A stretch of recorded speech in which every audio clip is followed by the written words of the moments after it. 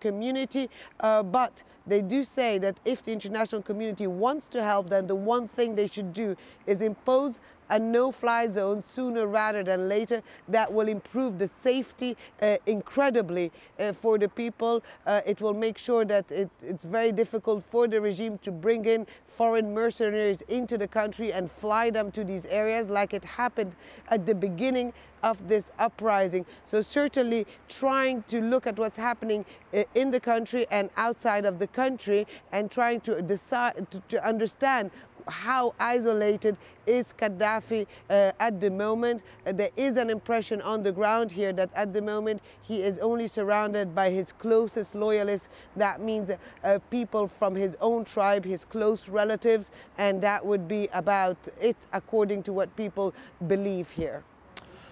Now, the Libyan leader Muammar Gaddafi has spoken to the US television network ABC. During the interview, Gaddafi denied that there were protests taking place against him anywhere in Libya.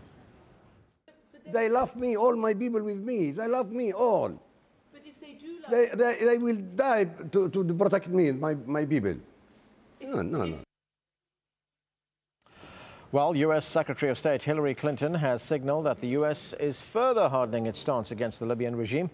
For more on this, let's cross to Jane Dutton at our Washington, D.C. News Center. Jane?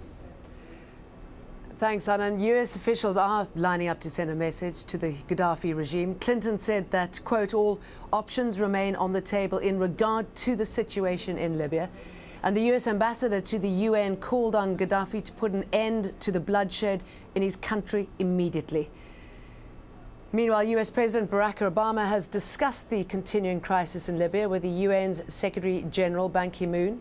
He met Obama at the White House in the wake of a UN Security Council resolution authorizing sanctions against Gaddafi and senior leaders of his regime. Now, the US ambassador at the United Nations, Susan Rice, said the actions by Gaddafi's regime had, quote, galvanized the international community to act. when he can laugh in talking to American and international journalists while he is slaughtering his own people. It only underscores how unfit he is to lead and how disconnected he is from reality. I think we have been very, very clear about what is right and what is moral in this situation and what has been unacceptable and inexcusable violence. And we have taken very strong and very swift actions to confront that. Well, speaking earlier, the U.S. State Department spokesperson also said that the Libyan government had informed U.S. officials they no longer recognize their ambassador to the United States. Last week, AlJazeera told AlJazeera he represented the Libyan people, not the government. This is how P.J. Crowley made the announcement. Just before we came out, we were informed by the government of Libya that they have withdrawn their recognition of their ambassador, Ambassador AlJazeera. He no longer represents Libya's interests in the United States. And so now there is a charge d'affaires at the embassy who has been authorized by the government of Libya to represent its interests. P.J. Crowley also added that the administration may still have conversations with the former ambassador, but that they would be in a, quote, different capacity. Well, I'm delighted to say I'm joined by AlJazeera, who can explain to us exactly what's going on here. Where does this leave you? Well, I'm expecting anything from this regime, but the government in Libya now is, I don't recognize. I recognize the council, the caretaker. And I am not surprised from the regime to do anything, not only to ask the American government to withdraw recognition, but maybe send somebody to kill me. And when I decided... Is that what you've heard is going to happen? No, I don't hear anything, but I'm expecting, you know. Then when I decided to take my stand to support my people, then I'm sacrificing not not only my post, but I sacrifice my life. Then it doesn't bother me. I have a case, I have to explain it. But where does this leave you politically? Is the US going to continue talking to you? We know that they say that they will have a relationship with you, but in what capacity? Well, I really don't know. This news just came now a few hours ago, and then we have to see how the administration is going to deal with me. But it will be really sad news if the United States, they are not to recognize the new body which is formed recently to take care of the Libyan interest. This is the new revolution, the new generation. And I think the United States, they've been listening to Gaddafi for many years. But now they have to listen to the voice of the people. They have to listen to the new council. And if they want to really support the democracy, support the change, and to recognize the lives that lost in fighting this brutal regime. Because a charge d'affaires is coming in to take your place, according to the Libyan regime. How do you think the US will be communicating with him? What will they try to get out of him? Well, I think the United States should not recognize this, and I think that if they really, this is now put the United States in an accurate position, then they're talking about democracy, about taking the freedom of speech, then let us see how they're going to act. So you think the way they respond will really expose what the US intentions really are? Yeah, of course, yes. Last time I spoke to you, it was a week ago, yeah. And you broke with the regime to me. It was quite emotional for you. Yeah. What do you think has been done in that time? We know that a no-fly zone is considered, some sort of military action to opposition groups is considered, sanctions are in place. Is that enough? No, it is not enough. The United Nations resolution is a good step in the right direction, but this is dealing with the case of Libya maybe after the collapse of the regime. My priority, the Libyan people's priority now is to stop the killing. And now, yesterday there one military aircraft was shut down in Misrata. And 2 days ago, there are 2 helicopters. Then he using the aircraft to kill the people. And my priority is to stop the killing of the people. And the West and the United States, they are responsible for that. We should not wait until that Gaddafi, he finished Libya, and then we think about the non-flying zone. But who can do it? I mean, the United States, because of its reputation, can't really afford to do it. The United States says it doesn't want to do it on its own. Is Europe in a better position? And can you use some sort of military force? I mean, if the United States cannot do it, if the United States cannot do it, if the European cannot do it, then please can you stop talking about democracy? Let the people face their challenge. Let us die for our own cause. Stop talking about that. Stop helping the people and encourage them to be brave, to fight.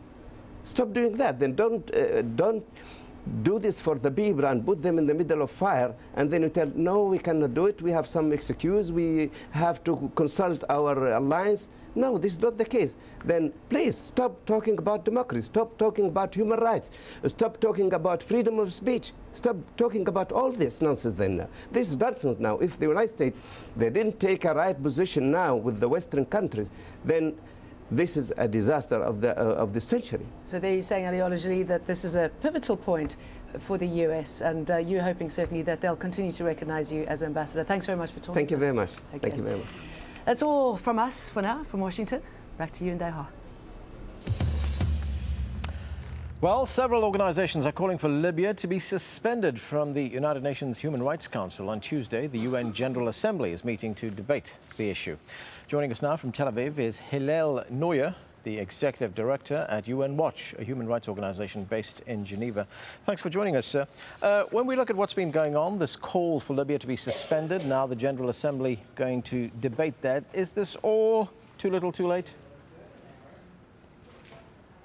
Well, it's not too late, but it certainly is late, and it certainly is a small step. Human rights groups led by UN Watch have been calling for Libya to be removed the day it was chosen. You know, this whole episode, the fact that Libya has to be removed, underscores the fact that the Gaddafi regime was elected with 155 votes out of 192 countries in May by the General Assembly, despite appeals by UN Watch and dozens of other human rights groups, that the Gaddafi regime was a murderous government which had no place at the world's top human rights body. So the question is, why was it elected in the first place?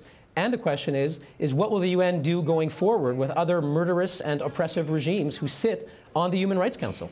Well, what kind of an impact is a suspension going to have? Well, it's really only the beginning. Let's be clear. People are being killed, as we've seen on your broadcast, in Libya, and the international community has to do its part. We've seen good steps at the Security Council with the reference to the International Criminal Court, travel ban, and so forth.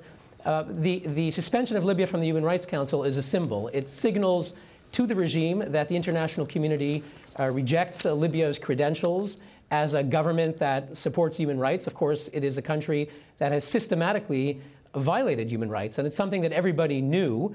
And this kind of message should have gone out a long time ago. Let's recall that at the United Nations, not only was Libya elected to the Human Rights Council, but sitting on its advisory committee is a man named Jean Ziegler, a Swiss politician who created the Muammar Gaddafi Human Rights Prize in 1989, which has been given to Fidel Castro, Hugo Chavez, a Holocaust denier, Roger Garaudy, and recently to Erdogan, the Prime Minister of Turkey. So the United Nations also chose Libya to head its World Conference on Racism from 2007 to 2009, the Durban Review Conference. So time and again, the United Nations has rewarded this murderous, racist regime. It's a regime that has systematically persecuted over 1 million black Africans in that country. They're now being used cynically as mercenaries.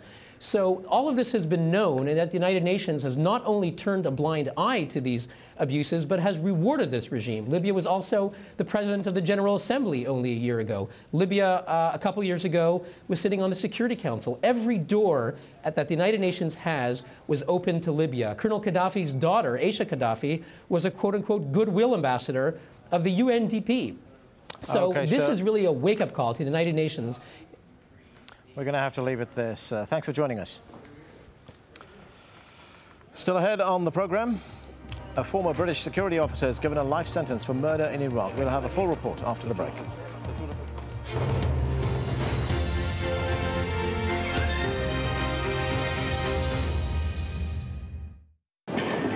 As the rain pours over Johannesburg, we'll keep your spirits up. Hello again. We've got lots of heavy thundery downpours with us in the States at the moment. On the satellite picture, you can see the cloud gradually marching its way up towards the northeast, but then you see plenty more in the way of heavy thundery downpours gradually crack off a little bit further south as well. Now, out of this system, we have seen some tornadoes as well, but it is slowly beginning to move away. I think by the time we get to Tuesday lunchtime, we'll just be dangling its feet here over parts of Florida, and to the north, it should be fine. It should be fine, but it certainly will be very cold. Washington, D.C. this time no higher than around 10 degrees. Further west, the temperatures here have been very low recently as well, but they will be slowly recovering over the next few days. So I think for LA this time we'll get to around 18. Now further south, there's plenty of sunshine to be found here, particularly over parts of Cuba, down through Haiti and the Dominican Republic. But elsewhere, there is more wet weather still on the cards, particularly here from parts of Nicaragua and then all the way down towards Colombia. And I think Colombia is going to be incredibly wet as we head through Tuesday and Wednesday. There could well be some flooding here. As we head across towards Europe, here it's generally a lot quieter, but it's cold as well. Look at the top temperature in Moscow, -12, and only around 7 there in London. The wet weather, well, that's mostly across the Mediterranean, very wet and windy. Qatar Airways, world's 5-star airline. 2 generations face the past in order to understand the present. A young man embarks on a journey with his father in search of answers. Great changes in China have brought their traditional family way of life to a crisis point. Faces of China, at this time on Al Jazeera.